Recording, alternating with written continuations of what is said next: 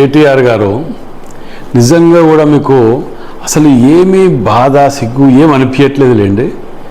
చేసిన తప్పులకు ఇలా కాళేశ్వరాన్ని గంత పెద్ద ప్రాజెక్టుని కోట్ల రూపాయలు వృధా చేసి వద్దు అన్న ఇంజనీర్గిరి డాక్టర్గిరి అన్నీ మీరే చేసి దాన్ని కూలగొట్టి ప్రజలందరూ తీర్పు మీకు వ్యతిరేకంగా ఇచ్చిన సిగ్గు శరం లేకుండా బావో దిక్కు బామర్దో దిక్కు మీ కుటుంబమో దిక్కు ఈ వచ్చిన డబ్బులు మీ సొంత చెల్లెలు అన్నట్లు పంపకాలలో తేడాలు వచ్చి ఇంత రాధాంతం జరుగుతుంటే ఏ ముఖం పెట్టుకొని మళ్ళీ పోయి చూసొస్తా అని చెప్పి పోతున్నావు అంటే ప్రజలు మర్చిపోతారన్నా?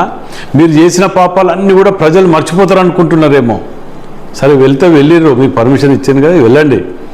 పశ్చాత్తాపడి తప్పైంది పొరపాటు అయిందని ముక్కు నీళ్ళకి రాసి వస్తే భగవంతుడు ఏమైనా మిమ్మల్ని క్షమిస్తాడేమో ఆలోచిద్దాం.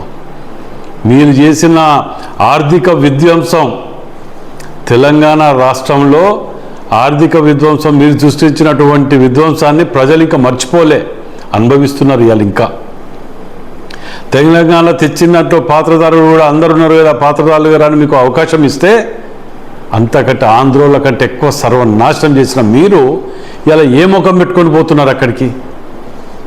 నిజంగా కూడా గింత కూడా ఆలోచన లేకుండా ప్రజలు మర్చిపోతారు అనుకొని, ఏది చెప్తే అది నడుస్తుంది అనుకొని, ఇంకేదో ఊహలల్లో మా ప్రభుత్వం వస్తుందని అనుకున్నారేమో.